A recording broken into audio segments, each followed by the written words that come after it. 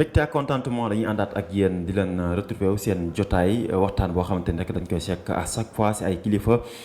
fii si Sénégal 7 TV tey nag ñu amaat mbégte bu baax a baax di ko dalalaat tey ji nag fii si bureau mu nekk kenn si koo xamante rek mu nekk membre honoraire du bureau exécutif national bokk également si parti Pastef rawatina nag si kuréel bu ñu tuppee li nga xam ne moom moo di Maggi Pastef doyen Alla Kane la ñuy dalalaat tey suñu jotaay mu nekk ab waxtaan boo xamante ni dinañ fas yéene ñëw si actualité politique doyen maa ngi leen nuyu gëj nañu gisante. maa ngi lay sant bu baax a baax a baax a baax di am mbégte encore di daje ak yéen Sénégal 7 nga xam ne du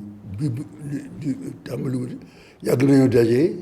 te à chaque fois dañuy waxtaan suñu réew mi ci problème réew mi maa ngi leen di sant bu baax maa ngi nuyu aussi ñi nga xam ne ñu ngi liy déglu di ñu seetaan et ñu bëgg a waxtaan encore ci problème réew mi leeral ci suñu ni ñu ko gisee ñun ci suñu expérience ak li ñu xam ci politique ñu indi ko nag làngale ko ak li xew tey pour wax suñu xalaat pour Sénégal yi yeewu ci li nekk suñu réew li ko waral ak li tax ak fi ñu jëm loolu lu am maanaa la moo tax danaa góorgóorlu bu baax a baax bu fexee wax ni ma ko gisee man ni nga xam ne noonu la affaire yi tëddee li ko waral ak li ko mën a saafara maa ngi koy wax nag ci sama expérience ci instrument bi nga xamee ne dama tànn Maggi Pastef ñu gis ma wóolu ma def ma membre honoraire du bureau exécutif national de Maggi Pastef ci loolu laay waxee tey wasalaam. jërëjëf di am yaakaar liñ fi waxtaanee aussi dina jëriñ askan wi ñuy seetaan d'ici et de la diaspora si jamono jooju aussi maa ngi ànd ak sama rakk ji Dieye Samb moo nekk si côté caméra ak technique bi alors fu ñu koy dooree nag doyen Alla Kane dañuy ñëw li gën a fës si actualité politique fii si réew mi ñeel wàllum li nga xam ne moom moo di Ousmane Sonko gis nañ ñaari fan yi démb ak barki démb au niveau de la DGE foofee nga xamante ni sax Ayib Daffé bi nga xam ne rek moo nekk alors mandataire bu président Ousmane Sonko ngir mu mën a dem jëli ji fiche de parrainage am li ko may nag dogal boobu ginnaaw bi ñu jugee si ab tribunal bu Ziguinchor foofee nga xam te rek le juge Sabassi Faye moom moo rek daal di génnee ab dogal ne Ousmane Sonko rek faaw rek ñu mën koo delluwaat si biir liste électorale yi alors d'une manière générale ak li ñu gis si biir DGE ñu bañ a jox ki nga xam rek moom moo di Ayib Daffé fiche de parrainage bañ ko recevoir aussi sa jàngat si biir la situation. waaw dama bëgg a tàmbali di woo waa Sénégal askanu Sénégal ñu seede ñëpp gis nañu ne ki nga xam ne ni ko code électoral waxee moom la Ousmane Sonko tànn mu nekk mandataire am fan yii yëpp bu demee direction générale des élections pour jëli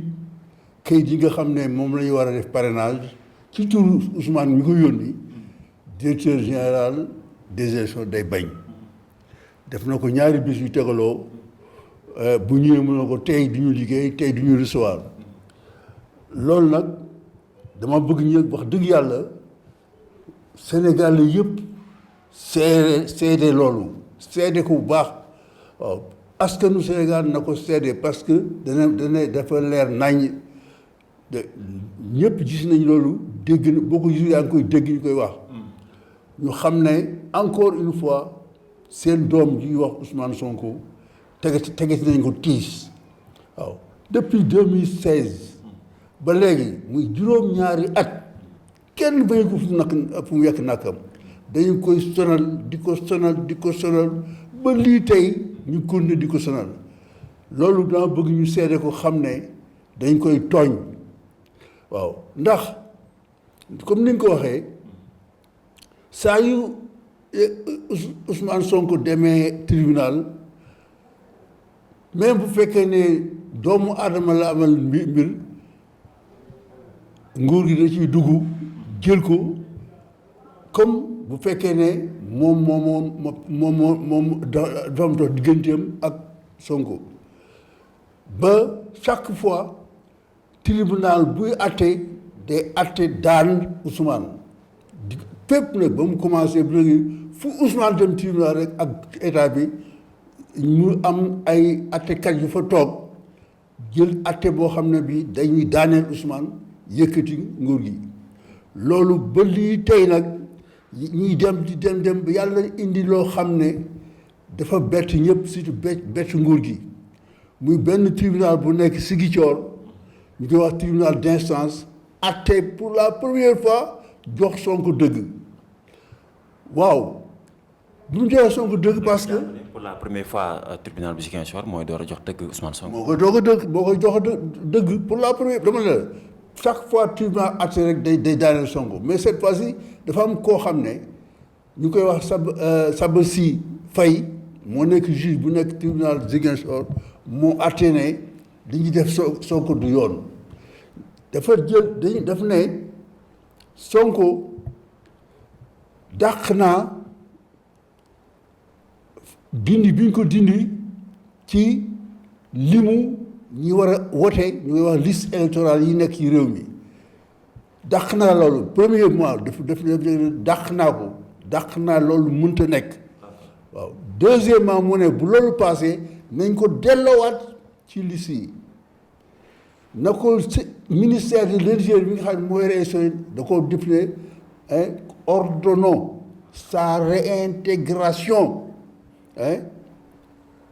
par les services centraux du ministère de l'Intérieur, dont la direction générale des élections, c'est sur la liste électorale de la commune de Ziguinchor, ainsi que sur le fichier général des électeurs. Loolu dafa leer nañ mais ba nga xamee ne avocat yi Sonko voilà ki nga xam ne mooy honorable député Ayib Daffé nekk koo xam ne moo yore ci affaire élection moom moo nekk li dox li affaire yi Sonko mu di signé mu ñëw di jël si kayit yi ñu ne ko duñu ko jox ëllëg si mu ñëwaat ñu ne ko duñu ko jox coow li bari lool ba direction générale génne benn siiwal ñu ko wax communiqué pour mën a leeral lu tax muy def loolu mais dañoo jóoru parce que communiqué bi def ne dañoo jot benn lettre numéro 116 boo xam ne ñu ngi daté 11 juillet 2023 jóge ci ministre de la justice ñëw ci seen ministère indi ay liste nit ñoo xam ne dañ leen condamné ñoo ñii leen noonu ñii dañ leen dindi ci liste électorale yi far leen passé leen nañ leen génne ci liste électorale yi te liste boobu nee na moom turu Ousmane Sonko ci la bokk mais daa ñëw léegi continuation bi wax fi ñu jëm Ousmane Sonko boo doon nekk liste boobu il n'est pas encore condamné donc ñoom ci liste boobu lañu basé ne. Ousmane Sonko il n'est pas encore condamné alors que dañ koo condamné woon par contumace aussi si. dossier bu doxoon ci diggante Adji Sarr contumace boobu daañu contumace boobu pour leeral ko waaw donc mu ne nañ ko delloo mais ñoom ñu ne seen lettre bi ñu expliqué dañu ne bi ñu jotee lettre yu ministre boobu ci lañu jël seen plume far turu Ousmane ci liste yi mais bi nga xamee ne il leen léegi kooku c'est un pouvoir c'est le pouvoir exécutif c'est le ministre de la justice un bras du pouvoir exécutif moo ñëw moo def lettre boobu ñu bind mais le pouvoir judiciaire ñëw jël décision ne nañ ko delloo ñoom ñu ne duñ ko delloo parce que état bi dafa def recours il faut ñu xaar ba lépp sedd ba lépp yegg fa mu yegg ñu soog a def loolu amuñ ci droit. mais jàppaloon ne amuñ dëgg si loolu aussi parce que. amuñu ci droit bi dogal bi nga xamante ni aussi juge Sabassy Faye génne na ko gis nañ benn recours bi nga xamante ni état bu Sénégal ku si mel ni maître Adama Fall ak yeneen avocats yi nga xamante ni tey ñoom dañu jàpp ne rek atte bi jaarul yoon parce que demoon nañ sax ba gis li nga xam ne moo di agent judiciaire de l' état ne ki doon atte dossier bi rek juge bi la alors que dafa bokk si ñi nga xam ne ñoom ñooy ànd ak Ousmane Sonko ni ni mel jàppoo ne tey ñoom benn instant dossier bi aussi war na mën a àgg beneen étape maanaam Cour suprême pour ñoom tamit seen ak seen yelleef ñu mën leen koo jox. waaw mais dafa ne dañu nekk ci benn étape boo xam ne. dafa leer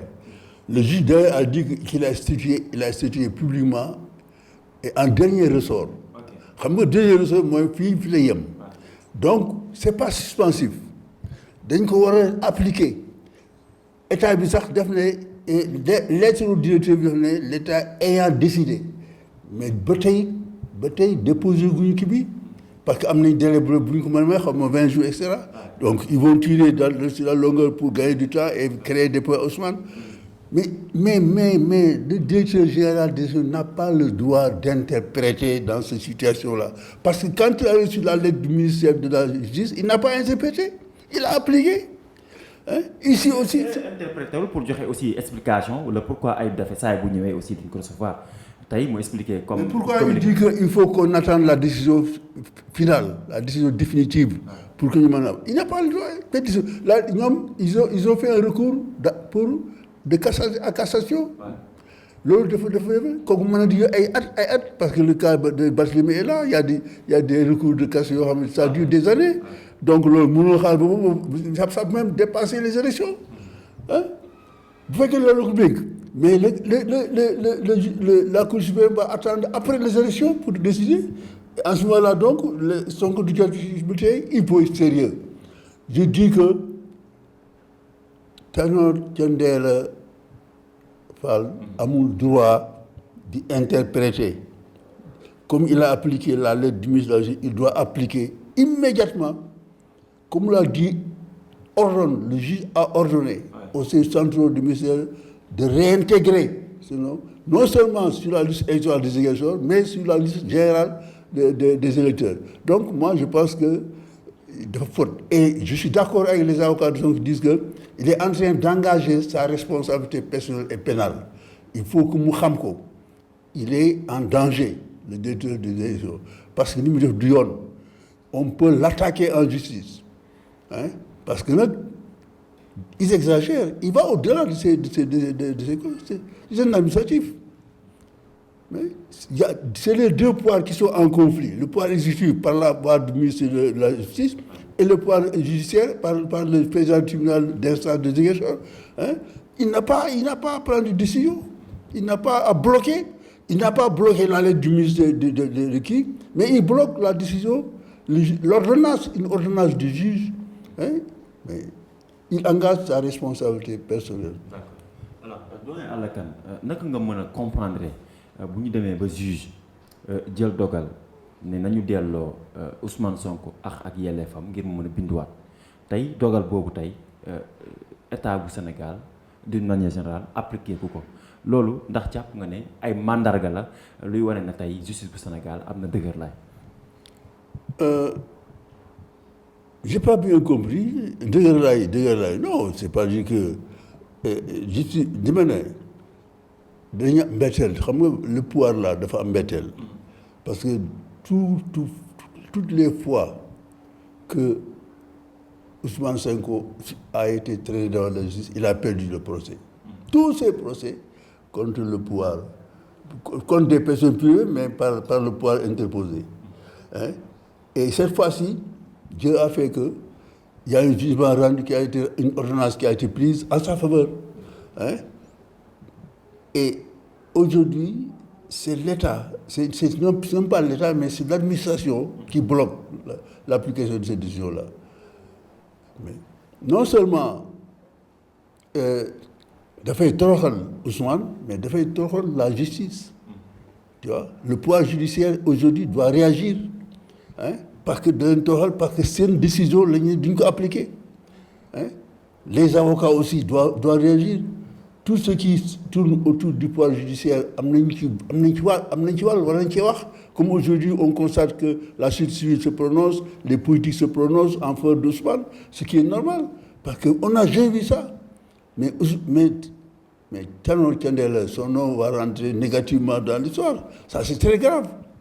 voilà moi je pense que hein c'est juste fi ñu toll nii dañu constaté woon ne le pouvoir judiciaire dafa jeng trop mais l'ordonnance de Ziguinchor numéro 01 du 12 octobre 2023 dafay commencer redresser ñu taxawaat il faut qu'il en faut mais malheureusement il y a quelqu'un qui bloque. Il faut donc que l'ensemble du corps du pouvoir judiciaire se lève pour dénoncer et exiger la réintégration d'Ousmane Sonko et la remise de ses fiches de collecte de parrainage immédiatement, parce qu'ils lui ont fait perdre beaucoup de temps. C'est depuis le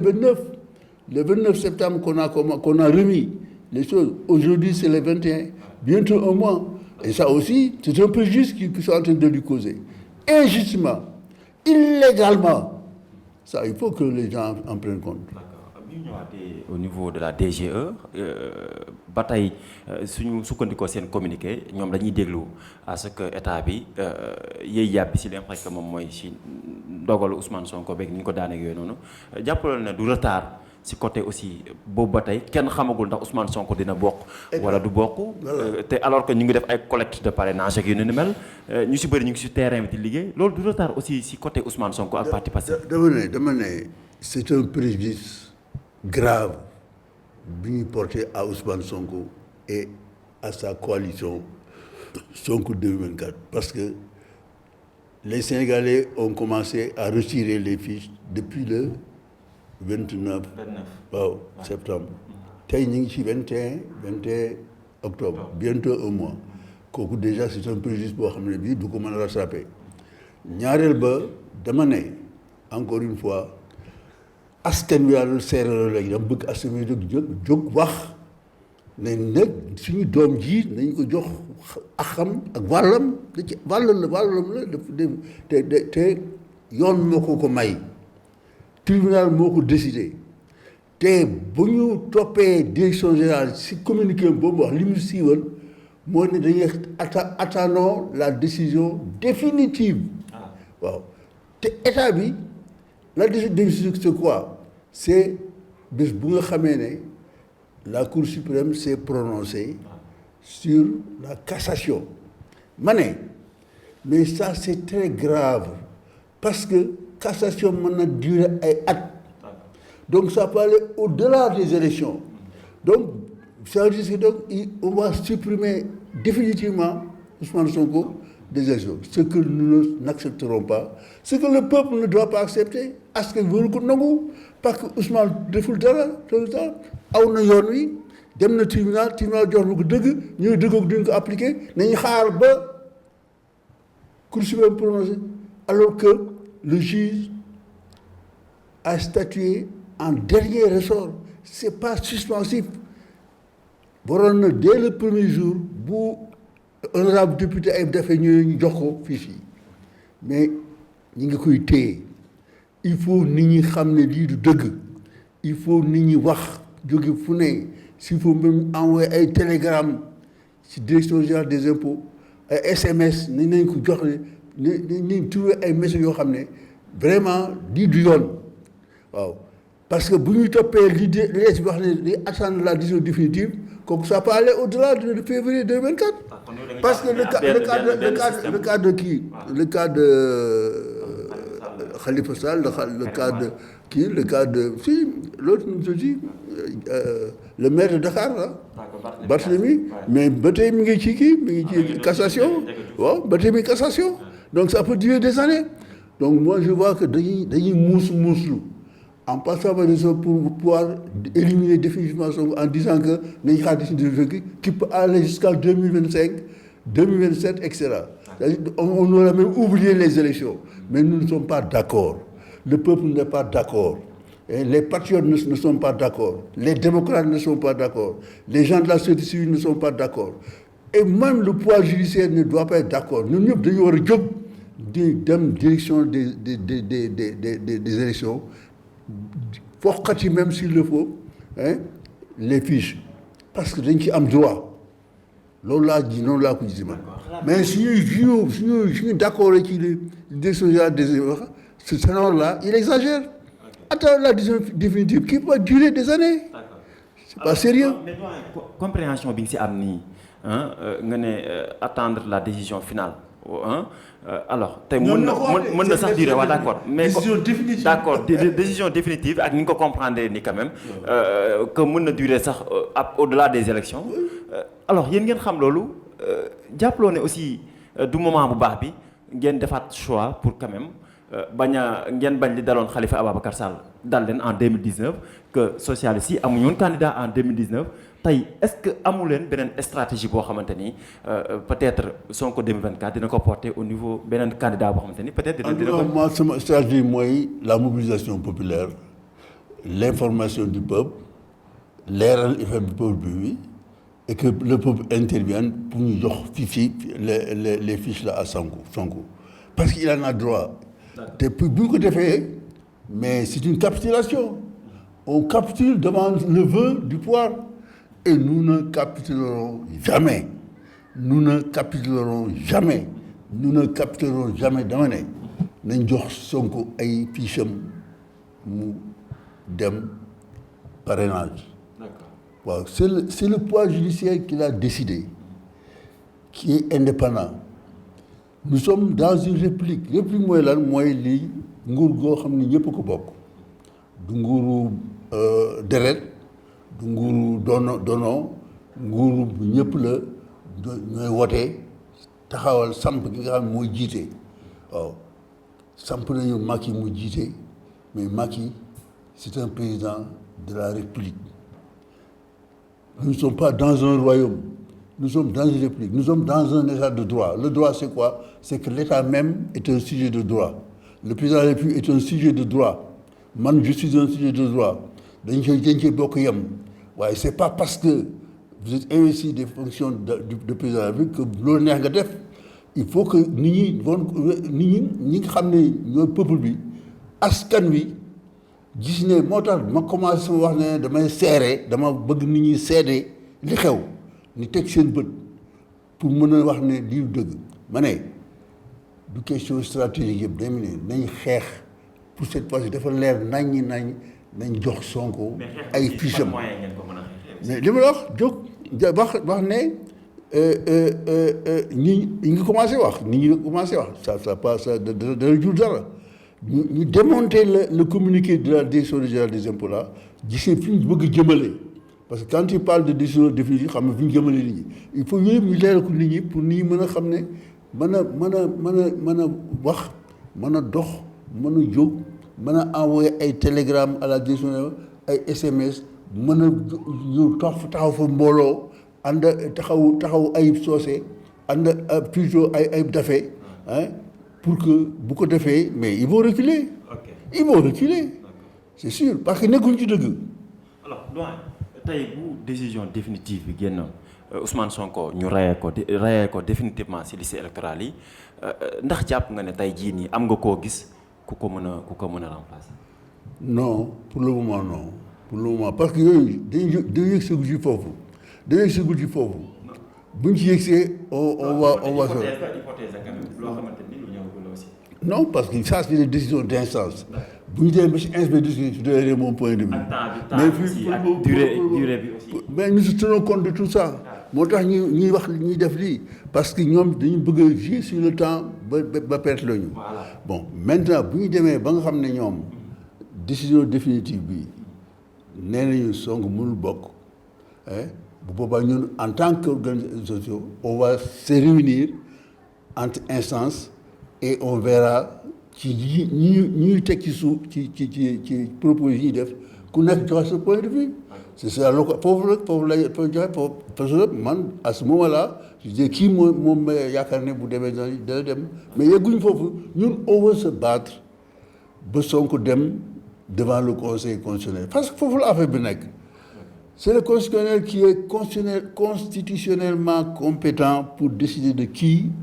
mooy dem wala kii dem. C'est pas la direction générale des impôts, c'est pas le ministère de la justice, c'est pas parce que on va pas contumace moo lay wane ne li ñuy def amul du dëgg li Ousmane Madior Fall ex-ministre de la justice aujourd'hui ministre des Affaires étrangères li mu décidé sur la base du contumace ba def lii mais c'est grave parce que on va en parler sans crime il n'y a pas de contumace. Et le jugement final, c'est la commission de la jeunesse. On va développer tout à l'heure que loolu moo wooye ne leneen la ñuy def quoi c'est du matin qu'ils font quand tu écris au ministre de l'Intérieur pour dire que qui condamne nañ ko alors que le jugement est passé de crime à délit, il a fait une très grave erreur, le ministre. Voilà, donc moi je dis que dama bëgg mu leer dañuy nekk la lutte c'est un ensemble d'étapes. Étape bi ñu toll tey mooy ñu xeex pour ñu jox Ousmane Sonko ses fiches de collecte de parrainage. am nañ ci droit. On va nag user de tous les moyens, hein, on va pour essayer de remporter cette victoire-là pour que ñu mu dem. Maintenant bu defee ba parrainé dem déposer, hein, devant le conseil constitutionnel foofu ñoo ñooy décider mais personne aucune. boobu jàpp ne bu amee du trop tard. ah bu amee. du trop tard. bu amee lan. ñu bàyyi ba dernièrement après ñu door dem conseil constitutionnel ak. non c'est déglu li mu la wax dama ne nañ ko jox la phase actuelle c'est la bataille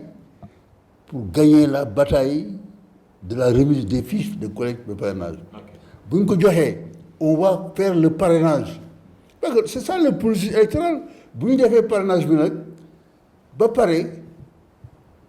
am na code électoral lu mu wax ak yéen kii fu ñu ko war a déposer mooy conseil constitutionnel bu ñu ko déposer conseil constitutionnel kooku rek moo am sañ-sañ ne Sonko dana bokk wala Sonko du bokk. Sur la base des pièces que Sonko aura fournies, hein, pour sa candidature à la candidature, hein, parce que fi mu nekk phase bi nekk candidature à la candidature nekk mais la candidature réelle définitive seule la décision appartient au conseil constitutionnel. Pourquoi ñu bëgg nag xañ ko avant d'aller au conseil constitutionnel kenn amul droit loolu amul ci droit. Même qui est condamné, il y a les cas de Khalifa Sall et de qui et de Karim. Ils sont condamnés, jox leen fiche ñu dem ba ci c'est le conseil constitutionnel qui a décidé en dernier. Mais pourquoi il faut que ça? Mais ça se comprend parce qu'il est anti-système. D'accord, mais aussi fan yu weesu gisoon nañ kii di Birame Souleye Diop Guy Marius Sagna donc Bassirou Diomaye Faye ak Abass Fall ñoom ñëpp déclaré woon nañ ay candidats lañ. su ma juumul sax dem nañ ba retirer seen fiche de parrainage mais loolu système boobu noonu ndaka nga ko mën a jàngatee. waaw c'est-à-dire xam nga mbir da ngay am xel da ngay am xel surtout boo fa nekk ci réew moo xam ne ñi nga jàkkaar lool pexe yi ne ñu la koy fexeel pour dal mais itam nag say pexe c'est tout loolu rek la c'est-à-dire que dañu war ne gënuñoo muus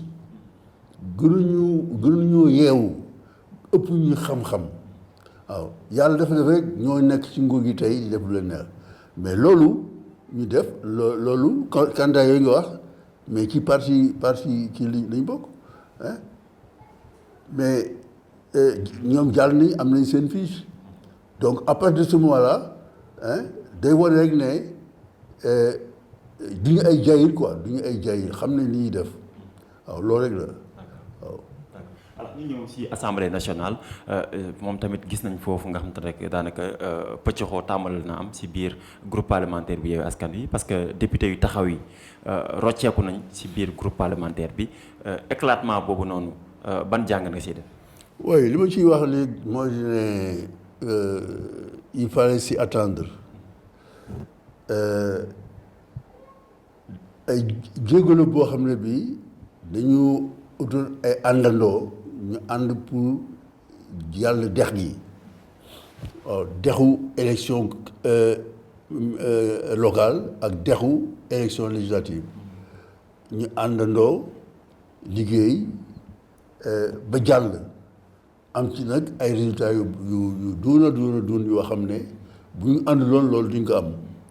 donc déjà rek kooku les résultats justifient tu vois l'entente qu'il y avait entre ces différentes organisations mais man sama xam-xam politique samay jaar-jaar damay wane ne li xew Assemblée nationale c'est absolument normal tu prends le wàllu waaye mooy waaye gars yi PDS yi mais gars yi PDS yi ci élection législative dañu lajoon kii parrainage on leur a donné 48 heures pour ñu indi des parrains sinon ñu ñaañeeg mais c'est Sonko qui a jël ci yam jox leen pour ñu mën a jàll. Aujourd'hui ñoom duñu wax li Sonko duñu wax sax ci li dal Sonko doo dégg mukk wala wax ci wala PDS wax ci et cetera xam nga loolu da lay won ne ça se comprend parce que PDS c'est des libéraux hein, et ils ont des relations internationales l'international libéral où on prend des décisions yoo xam ne ça peut être même aller à l'encontre de nos intérêts des intérêts du pays mais pour renforcer le système on leur fait des injonctions nul. Donc à un certain moment mais sans état d'âme ils te quittent pour appliquer des décisions qu'ils ont prises ailleurs. C'est la même chose pour Khalifa Sall. Khalifa Sall, c'est un enfant du Parti socialiste. C'est un système bi moo ko dundal moo ko nampal moo tax mu yegg fa. Il est dans l'international socialiste. ñoom ñëpp il a des amis, des relations. Quand tu vas en France, c'est les socialistes ñoo jël si juróom mais li ñu koy wax ak yooyu du ko wax kenn li ñuy jël sur le plan international duñ ko wax lii di xew fii donc moi séparation Khalifa Sall ak Ousmane Sonko ça ne me surprend pas parce que Khalifa Sall c'est un élément du système ak ñu mu ànd ak ñëpp nag la taxawu. kon jàpp na ne du faute bi nga xam Ousmane Sonko def ko ànd ak ay éléments du système. comme non ça dama la wax léegi ne am na jéego bu ñu doon def. y avait un fleuve qu'on devait traverser ensemble. élection locale élection mais aujourd'hui on a plus de combien 26 députés. 26 députés à la semaine bu ñu ko defaloon du ñu ko am. loolu tey mën nañ may par ci parrainage des élus ñu am ñaari candidat bu ñu ko defoon du ñu ko am donc loolu léegi nag beneen fleuve moo ñëw mooy fii actuellement mooy la traversée pour enjamber le système liquider le système mais le système du toog day wër fu waaye système son nekk ñu jëm waxtaan ak moom mais waa jii de ngóor sii de bu mu jàll bu mu wéy bu mu am lu mu bëgg waaw le pouvoir moom leer na il est là pour le système il y a même des gens de l'opposition à la Khalifa et autres les Idriss Seck et tout ça c'est des gens du système donc ànd taxali ko plus on s'approche du système plus ñi nga xam ne ils sont dans le système ils se détachent c'est l'explication scientifique de ce qui se passe actuellement à l'Assemblée nationale et ce qui va se passer et je dis que plus nous nous approchons du 25 février plus les choses seront plus difficiles pour Sonko parce que il y aura une grande alliance de toutes les forces du système contre Ousmane Sonko qui dit qu'il est contre le système, qui veut abattre le système. Donc les gens vont tout faire pour l'abattre. Ils vont tout faire pour l'abattre. moo tax lii di ñu metti parce que ñun xam nañ fi ñu jëm xam li mu laaj xam nañu dégg nga coono yi mu laaj et cetera loolu moo li may bëgg wax. donc li xew Assemblée nationale mooy xew feneen rek mooy taxalikoo bi mooy xew ci Yewwi ñoom dem nañ ndax ñii dàq nañu ñi dem nañu c'est normal parce que nag yàlla dafa def ne ngóor si nga xam ne moo ne il est anti-système c'est le politicien le plus populaire du Sénégal et même du continent de cette partie ouest de l'Afrique mooy Ousmane Sonko et ça le système en est conscient et le système qui se manifestait par la France-Afrique est en train de rencontrer des difficultés immenses, inouïes, dans cette partie de l'Afrique boo xam ne c'était sa chasse gardée. Le Mali dem na, le Burkina dem na, le Niger ñu dem la Guinée puis ñu dem mais ces deux bijoux dafa am ñaari gànjar yoo xam ne daf koy téye mooy Côte d'Ivoire ak Sénégal moo tax ma ne yéen patriote du Sénégal takkaat leen bu baax seen ndigg parce que li ne suñ kanam mooy gën a metti lool li passé parce que on est en train d'approcher la victoire et notre victoire sera la fin du système moo tax système bi nag dana def lu ne dana fagar bu nekk dana jëli ku nekk dana waxtaan ak ku nekk pour ñu am mbooloo mu ko mën a may mu résister foofu la ñu toll léegi. xam naa nag ñaari laaj rek moo ñu desee ngir ñu mën a boucler waxtaan bi dañuy ñëw ci cadre déclaration Pape Djibril Fall moom mi nga xamante ni candidat déclaré la à l'élection présidentielle ak docteur Abdourahmane Diouf parce que gis nañ ay sorties yi nga xamante def nañ ko di ñëwaat ci parrainage des élus ak parrainage citoyen bi parce que moom jàpp na ne ñi nga xamante ne am nañ parrainage des élus dañoo war a bàyyi ñi nga xamante ni tey amuñu possibilité am ko maanaam ñoom seen possibilité mooy wàcc sur le terrain pour parrainage citoyen bi mu mel ni dañuy wax ak ñi nga xamante tey am nañ ñaar ci assemblée nationale déclaration Pape Djibril Fall bi noo ko jàngate. waaw mais moi je pense que dañuy politique et le parrainage citoyen day permettre nga entrer en contact avec tes militants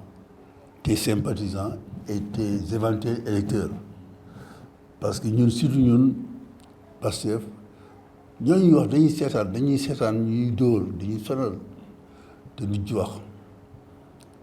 gis nga ni ñu arrêté suñu nemmeeku tour bi nemmeeku tour c'était pour faire le tour du Sénégal surtout en milieu rural pour expliquer la situation le système comment il fonctionne mais ba nga xamee ne commencé nañu rek ñaari département le gouvernement s'y opposé ñu topp ñu gendarme ay grenade ñoom ils sont jamais prononcés sur ça waaw bi nga xamee ne Ousmane Sonko commencé def tournée des maires pour ñu waxtaan ak ñoom sur la bonne gestion pour éviter de détourner l'argent public etc. Le pouvoir s'est opposé dans le Sénégal mu yem foofu ñoom ils ne sont jamais prononcés ñun suñu problème suñu force c'est le peuple suñu doole mooy askan wi Ousmane dafa wax toujours donc lu ñu taxalee askan wi duñ ko loolu moom nous ne sommes pas preneurs lu ñu taxalee askan wi déedéet loolu mënut nekk dañuy dund ci biir askan wi waaw comme le poisson dans l'eau loolu mooy suñu doole mais comme la preuve ba xoolal le F24 depuis le mois de mai sa première manifestation ba nëgë ni saa yu wax ñu du am on nous interdit toute manifestation ñoom duñ ci wax c'est le silence total tey jii nag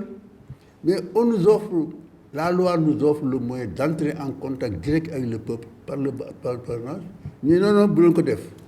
mais il faut qu'on soit sérieux dañ koy def nous sommes le parti du peuple et notre force c'est le peuple maintenant mais il y a le cas de ma wax léegi bu wàllu bu ñu demee ba nga xamee ne affaire na mais il peut venir parce que ñun on verra mais dañuy won ne peuple bi ñoo ko moom peuple bi dañuy taxaleeg moom parce que faut def demande préfet bi ne loolu du am pour cause de trouble à l'ordre public et cetera ainsi de suite faut def demande mais léegi nag c'est la loi la loi et ça moo ñu may ñu def parrainage dem si nii mais on en profite pourquoi ñu bañ nag ñun ñu profite si loolu bu ñu demee ba nga xam ne nag c'est la phase finale de kii xam ne am na ñaari kii on verra ni ñu mën def ba ñoom mën leen séddu comme on a. ñu jàpp nañu yéen da ngeen a occupé terrain bi yëpp xam naa peut-être parrainage bi dafa xaw a difficile si ñenn ñi. loolu mooy suñu doole c'est le peuple qui est avec nous c'est le peuple sénégalais la jeunesse dynamique combattante engagée formée diplômée capable branchée cette jeunesse là majoritaire c'est cette jeunesse là qui est avec nous. Et aujourd'hui, tu vois que le gouvernement hésite à ouvrir les universités. Pourquoi? moom ñi ngi réclamé sa ko ñu ubbi ko. Donc ñoo moom Sénégal ñoo ko moom kooku moom kenn mënu ci dara quoi. Et puis li ma ci naqari nag moom bu ñuy dóor kenn du wax dara dañuy fatigué dañuy sonal mais ñoom ñuy wax doo leen dégg mais la société civile dañuy jox ay communiqué ku ci mel ni l'autre là comment il s'appelle l'Amnesty International ñoom dañuy wax ne sur le plan des principes dañuy procéder mais les politiques de l'opposition ils sont pas solidaires bon ça se comprend parce qu'on les gêne voilà. donc waxtu bi xam naa dab nañu mais contumace voilà ñu ñëw xam naa da nga bëgg am loo yaatal ko bu fekkee da nga am loo bëgg a yaatal foofu ma bàyyi la nga yaatal ñu door a ñëw si laaj bu mujj bi. waaw c'est-à-dire que moi je pense que li nga xam ne mooy fii la Ismaïla Madior sukkandiku pour demander que ministère génne Sonko si mooy le fameux jugement par contumace mais en tout cas ñi nga xam ne jàng nañ droit pénal dañu ne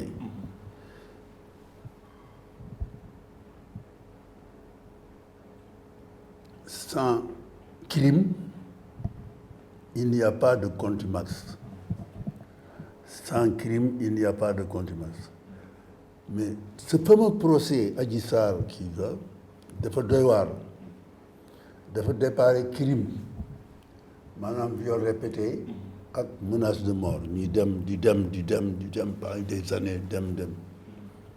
mais dafa teere ci loo xam ne dafa doy waar aussi parce que dañu teg yooyu fee ne corruption de la jeunesse ñi nga xam droit ne loolu dafa am loo xam ne dafa indi copp bu réeri ci biir procès bi c'est-à-dire que ils sont passés du crime au délit de l'accusé au prévenu donc jugement bi génn contumace amu ci yoon parce que on l'a pas condamné pour crime on l'a condamné pour délit dégg nga et li ko mën a may. chambre criminelle lañ ko àttee quand même. la chambre criminelle ordonnance de renvoi bi chambre criminelle. base bi mooy la plénitude de la compétence c'est-à-dire que ou la prolongation de la compétence c'est-à-dire que la chambre criminelle peut siéger pour décider d'un crime de juger un crime mais li mu def la chambre criminelle aussi peut prolonger sa compétence en tribunal de grande instance pour juger le crime. Ce qui s'est passé, la plénitude de compétence et la prolongation de compétence moo leen permettre de juger Ousmane Sonko en passant du crime au délit. C'est-à-dire il ne s'est plus accusé, mais il est devenu un prévenu. Il ne s'est plus criminel, mais il est devenu un délinquant. Donc loolu moo tax ñu ne les dispositions du code de procédure pénale relatives au crime ne sont pas applicables à Sonko. Donc la lettre du ministre là bi tax ñu raje ko est nulle et non avenue. Et d'ailleurs heureusement que le tribunal de Ziguinchor a réglé le problème malgré maintenant les difficultés. Alors li may wax rek mooy j'appelle le peuple sénégalais ñu àtte tout le temps les juges disent que au nom du peuple sénégalais le peuple sénégalais nañu àtte nag àtte yi mooy nañu demander nañu forcer le ministre de l'Intérieur par le biais de la direction ñu jox Ousmane Sonko ay fiisam ñu ngi koy tardeel am na ci droit nañ ko jox ay fiisam. d'accord fi koy jeexalee doyen mooy Ousmane Sonko waxtu bi mu ngi si grève de la faim ndax am na benn notification bi nga xamante ni gisoon nañu publier ko Ayib Daffé dëggal na ko si émission Faram Facce grève de la faim bi nag si fàttali ni sëñ Mountakha Mbacké ñaanoon na ko pour mu dakkal ko à un moment donné jëlaat na ko pour des raisons parce que dafay soutenir ñax rek ñoom ñoo di les femmes détenues politiques ñi nekk ci biir kaso bi waaye tamit jàpp na ne aussi ni ñu ko daanee tëj ko ci kaso bi du dëppoowul ak yoon sa xalaat ci ni mel. waaw maanaam moi je pense que loolu day woy rek ne Ousmane c'est un grand chef gis na ne lu bari nit ñi xale yi dañ ko jox seen bopp ba jar tey y a plus de 1500 prisonniers politiques yu nekk ci kaso bi ci à cause de moom te ci ministère yi am na ay jigéen yu ci nekk ay maman ay jàng ak yaa di nga xam ne di jóge étranger ñëw fii rek seen mbokk ñu jàpp leen ba ñu def grève de la faim mais muy soldariser en tant que chef wala leen ne fu ngeen dee rek dama fay dee lu leen dal wala damaa dal te même ma dafa rek ne même ceux qui sont morts là mais dañu jóge seen kër dem di manifester def bëgg c'est la lutte contre le système moo indi loolu donc loolu geste Ousmane bi dañ ko war a saluer amul benn rapport nag ak ba la première grève bi nga xam ne dañ ne Sëñ Mountakha moo ko jox li mu lekk du benn du rapport te même Sëñ Mountakha pourra bien comprendre que ne fi mu nekk comme moom avec ses talibés moom avec ses militants ñu leen di bundu xataal di leen sonal def leen coono teg leen coono la c'est l'heure que nous traversons là ñu dankali ko ci ay kaso boroomi kër boroomi xam-xam boroomi alal borom doomu Sénégal yu am ay bëgg-bëgg defuñu sàcc ñu fenuñu jaay ñu drogue jël ñu de faux billets ils n'ont pas détourné l'argent du contribuable defuñu dara du may dañoo exprimer seen opinion technique Sonko nag dem ba ne xam ne soo léegi damay def li nga xam ne loolu la ma sama fi ma toll loolu la ma may mooy grève de la faim pour ñëw ci appelé te li ma wax dëgg la aussi c'est arbitraire électoral loolu la tax ñu téye ko fa la preuve mooy li waa ji wax le directeur ne il faut qu'on attende la décision définitive qui peut durer des années qui peut venir 2 ans après donc sa attestation elle est électorale aussi elle est électorale élection yi moo tax ñu téye ko noonu Sonko problème bi tax son seul problème c'est le 25 février 2024 boo xam ne ñoom ils détiennent des sondages boo ne comme il le dit à midi rek affaire bi sotti moo tax dañ koy téye jàpp ci ndigg yi jàpp ci ndigg li ñu jàpp ci tànk yi ñu jàpp ci loxo yi ñu jàpp ci mbagg yi du de bu mu dem mais ñun on va se battre pour que mu dem Sonko day bokk Sonko président Sonko 5e président du Sénégal Sonko président Sonko day bokk Sonko 5e président Sonko président Sonko day bokk Sonko 5e président du Sénégal dana am incha allah. doyen maa ngi lay gërëm ma bàyyi la rek message bu mujj. waaw message bu mujj bi mooy maa ngi leen di gërëm yéen Sénégal 7 ndax suñu àndandoo lañu dañuy waxtaan souvent te dañuy permettre aussi ñuy waxtaan ak peuple mais sama wax nag mooy maa ngi ko jëmale si askanu Sénégal askan wi seetaan bi ëpp na tekkaaral bi ëpp na vraiment seen doom ji yéen a ngi koy seetaan te moom dañ koy bundu xataal temps bu nekk lii nag xew nga xam ne da cee am droit boo xam ne tribunal boo xam ne ci Sénégal la bokk ci pouvoir judiciaire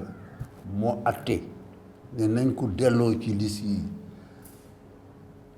ay noonam bañ ne duñ ko delloo jóg leen ci wax leen ci jëf leen ci def leen ci pour que loolu dañ jóg leen ci wax leen ci def leen ci pour que ñu jox ko kayit yi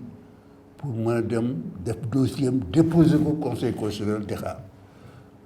maa ngi leen di sant di leen gërëm merci beaucoup.